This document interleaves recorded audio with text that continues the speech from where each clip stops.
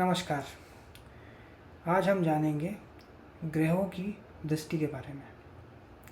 कई बार आपने सोचा होगा कि कई ज्योतिष के जो प्रेडिक्शंस होती हैं वो सही क्यों नहीं जाती, क्योंकि ग्रह जो होता है वो एक ग्रह एक जगह पे काम नहीं करता है। ग्रह जो है वो ग्रुप में काम करते हैं। कई लोग कमेंट सेक्शन में पूछते हैं राहु नवा है तो क्या होगा, केतु अगर लग्न में है तो क्या होगा। ऐसी चीज़ें नहीं होती हैं। हमें सब कुछ देखना पड़ता है कि कौन सा ग्रह कहाँ पे बैठा है, कौन से ग्रह में, कौन से घर में बैठा है, कौन सी राशि में बैठा है, किसके साथ बैठा है, कौन से नक्षत्र में है। सारी चीज़ें कंसिडर करने के बाद ही हम प्रेडिक्शन दे सकते हैं। इसी में एक चीज़ होती है दृष्टि। आपने कई बार सुना होगा कि ये ग्रह इस ग्रह पर दृष्टि डाल रहा है, इस घर को देख रहा है, ऐसे कर रहा है, वक्री हो गया है, वक्री होकर देख रहा है। तो दृष्टि जो है वो किसी प्लैनेट दूसरे प्लैनेट को एक प्लैनेट को दूसरे प्लैनेट को देखने का है, वो उस दृष्टि में आ जाता है तो उस पर अच्छा या बुरा असर डालती है। जैसे मंगल ग्रह की चौथी और आठवीं दृष्टि है। चौथी दृष्टि बचाती है, आठवीं खराब करती है, क्योंकि आठवां घर जो है वो हमेशा प्रॉब्लम्स का होता है, एक्सीडेंट्स का होता है, अंधेरा है। तो हालांकि आप उपाय करके उसको सॉल्व कर सकते हैं। सातवीं दृष्टि हर प्लैनेट की होती है, वीनस, मरकरी, सभी की, सैटर्न। कुछ लोग मानते हैं कि राहु की और केतु की दृष्टि होती है, कुछ लोग मानते हैं कि नहीं होती। गोचर में अक्सर लोग मानते हैं कि राहु और केतु से जो टाइम में होता है वो ख़त्म है, ख़राब है। इसके लिए भी हमें पहले देखना पड़ता है और फिर हमें ये सब उपाय कौन से करने ये देखने पड़ेंगे। तो अब शनि की भी 3 दृष्टियाँ होती हैं, तीसरी, 7वीं और 10वीं। तो अगर आपके लग्न में शनि देव है तो तीसरा घर, 7वें घर और 10वें घर को देखा है तो हो सकता है आपके रिलेशनशिप में और करियर में चैलेंजेस आए।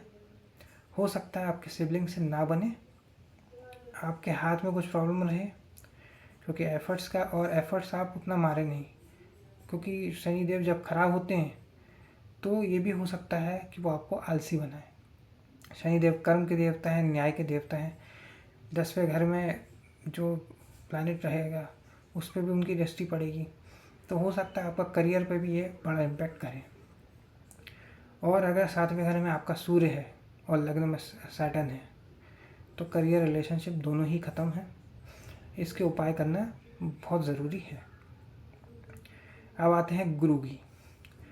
गुरु की दृष्टि जिस पे पड़ जाए उस पर बहुत गॉड की ब्लेसिंग मान लीजिए। गुरु की दृष्टि होती है 5, 7 और 9। 7वीं दृष्टि भी होती है, 5वीं दृष्टि भी होती है और 9वीं दृष्टि होती है। अगर वो लग्न में है तो आपके 5वें घर को देख रहा है, 7वें घर को देख रहा है, 10वें घर को देख रहा है। इसका मतलब आपके बच्चे, रोमांस, आपका मन है 5वां घर। 7वां घर आपका रिलेशनशिप, पद प्राप्ति। 10वां घर जो है वो आपका करियर, कर्म स्थान, तीनों को सेटल कर देता है। जिस पे भी गोचर में दृष्टि डालेगा उस प्लैनेट को या उस घर को अच्छा कर देगा। तो जुपिटर जितना बढ़िया रहेगा उतना ही आपकी कुंडली को एक सपोर्ट मिलेगा। सारे प्लैनेट्स आपका करियर बना सकते हैं, खास करके शनि देव और सूर्य। गुरु उसको, उस प्लैनेट को अच्छा कर सकता है जिस पर वो दृष्टि डालता है। और अगर कुंडली में गुरु ही खराब हो गया तो कई चीज़ें आपकी खराब निकलेंगी। कई बार आप ज्योतिष ढूंढोगे तो वो खराब मिलते हैं, तो वो गुरु के कारण होता है। इसलिए ज़रूरी है कि इन सब के उपाय किए जाएं। अभी चौथी घर में है गुरु, तो चौथे घर से दृष्टि डालेंगे 8वें घर पे और 12वीं राशि पे। तो यहाँ पे अगर कोई प्लैनेट है भी तो इसको थोड़े समय के लिए ठीक करेंगे, क्योंकि थोड़े समय के लिए ये चौथी राशि में है। फिर इसके बाद वापस ये तीसरी राशि में चले जाएंगे। फिर तीसरी राशि से 9वीं राशि की तरफ देखेंगे तो उसमें कोई प्लैनेट अगर किसी का है तो उसको ठीक कर देंगे।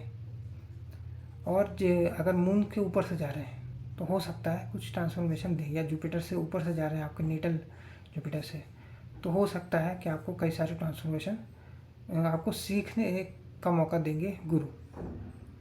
तो ये थे दृष्टि के बारे में हमारा वीडियो। अगर ये वीडियो आपको पसंद आए तो वीडियो को लाइक करें, शेयर करें और चैनल को सब्सक्राइब करें। धन्यवाद।